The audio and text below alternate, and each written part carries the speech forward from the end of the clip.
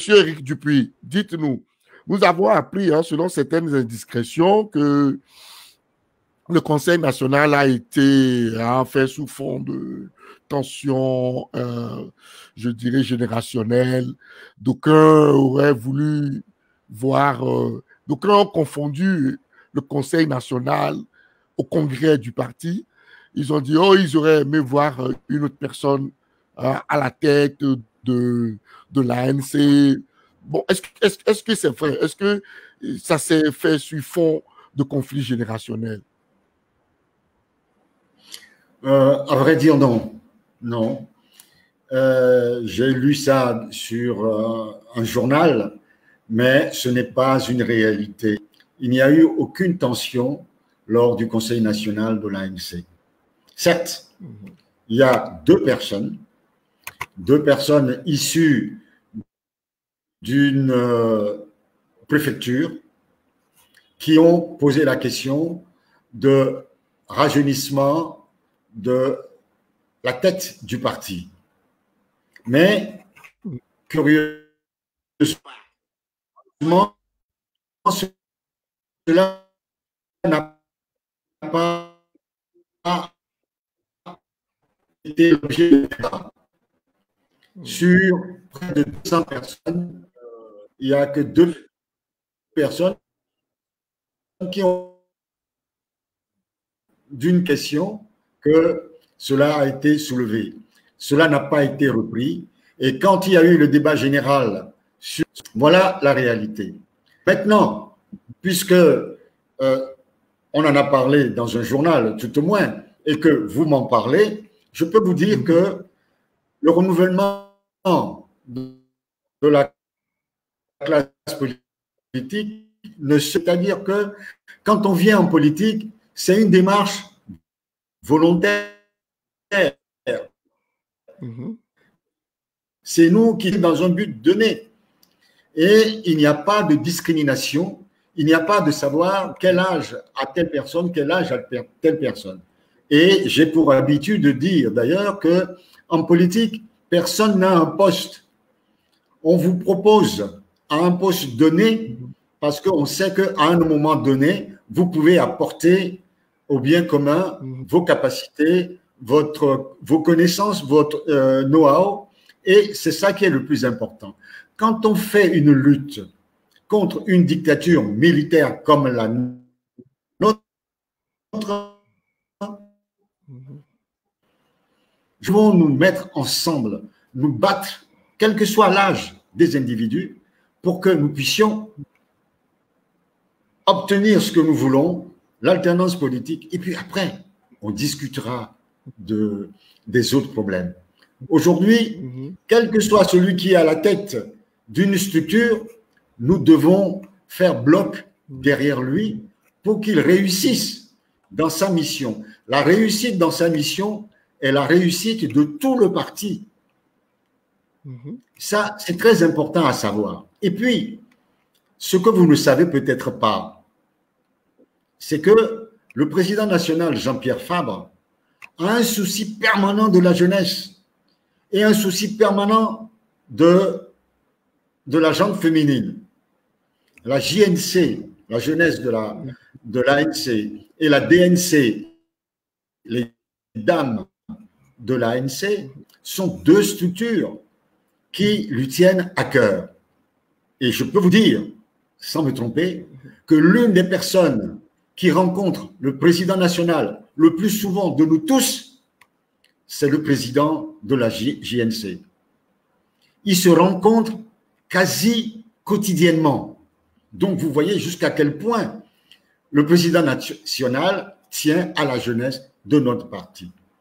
Quand vous prenez le bureau national, l'instance de décision de notre parti, la ANC, à 70%, ce sont des jeunes. Si on estime que ceux qui sont jeunes, ce sont ceux qui ont moins de 50 ans, à 70%, ils ont moins de 50 ans. Et quand on prend le comité politique, à 90%, ils ont moins de 50 ans. Donc, qu'est-ce qu'on peut demander encore à l'ANC? Parallèlement à cela, alors, je continue en disant que le secrétaire général est entouré de 8 jeunes qui sont des secrétaires généraux adjoints. Moi-même, responsable de la communication, j'ai 8 jeunes qui travaillent en permanence avec moi, qui parlent sur les médias, qui parlent au nom du parti, au même titre que le porte-parole que je suis. Mais parallèlement à cela, nous avons des personnalités qui, malgré leur âge, se sacrifient, se dévouent pour le parti. Je ne veux pas les citer tous, mais je citerai seulement 2 d'entre eux. Mon grand frère, Tété Godwin, qui a 90 ans passés, qui continue à écrire, à nous nourrir de ses réflexions. Quand il est à Lomé, il est au siège du parti tous les jours. Et il est très souvent entouré des jeunes. Notre grand frère, Maître Georges Lawson, il est toujours au service du parti. Chaque fois qu'il peut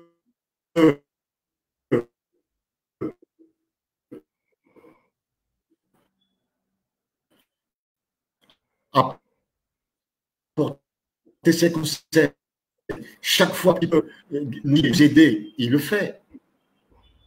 Puis je ne pourrais pas terminer cela sans citer Éric Amerdine, qui, 80 ans passés, jusqu'à la fin de ses jours, a contribué à nos réunions, à assister régulièrement aux réunions, à nous aider dans la réflexion, dans l'écriture de ce que nous faisons.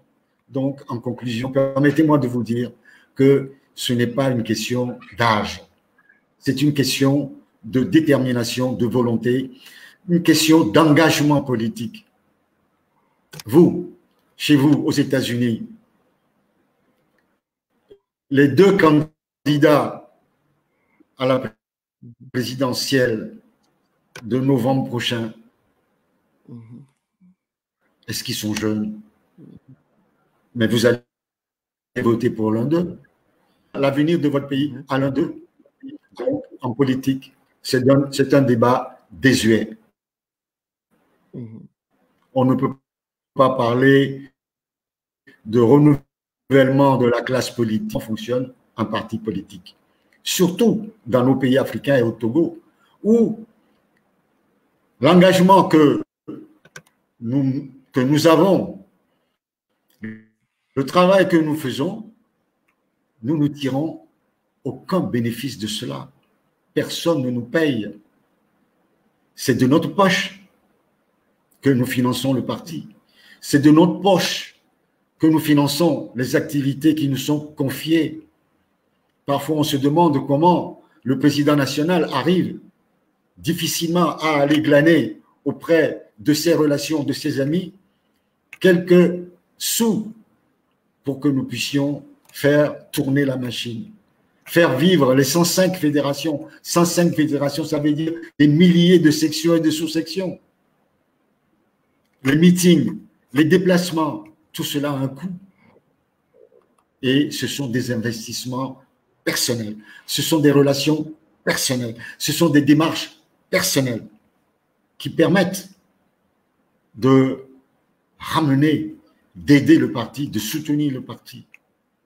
Si demain, on décide d'enlever Jean-Pierre Fabre, de changer toute la direction, ce qu'on appelle les personnes âgées du parti, je peux vous garantir qu'il n'y aura plus l'ANC.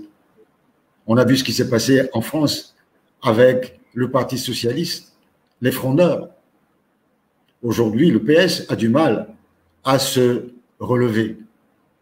Il faut faire confiance aussi à l'expérience de ceux que dirigent les partis politiques en Afrique et surtout au Togo. Et Jean-Pierre Fabre a une expérience solide de la politique parce que ce n'est pas d'aujourd'hui qu'il est en politique. Il a une expérience solide de l'organisation des partis politiques, de l'organisation des élections. Et il connaît aussi bien au Togo qu'à l'étranger, tout ce qui peut concourir à aider notre pays à sortir de cette crise qui mine notre pays depuis tant d'années. Ce n'est pas facile. Ce n'est pas facile. Et ce qui est curieux, ce bruit court, mais au sein du parti, au sein de l'ANC, on n'a pas du tout ce sentiment d'eugénisme. On n'a pas du tout le sentiment que les jeunes veulent remplacer les anciens. Non. Hier soir, j'ai fait une réunion avec des jeunes de moins de 40 ans, de 16 heures jusqu'à 20 heures. Ce n'est pas leur souci. Donc, je suis persuadé que cette histoire-là, c'est encore nos adversaires qui soufflent cela, qui instillent cela dans la tête des militants, dans la tête des populations, pour dire « Ah, il faut changer les têtes, il faut changer les têtes ». Et puis, pour terminer, on a bien suivi dans ce pays, il n'y a pas longtemps, une personne de plus de 90 ans qui aurait entendu des recommandations du Saint-Esprit. Et des gens y ont cru. Pourtant, cette personne n'est pas si jeune que cela. Je vous remercie.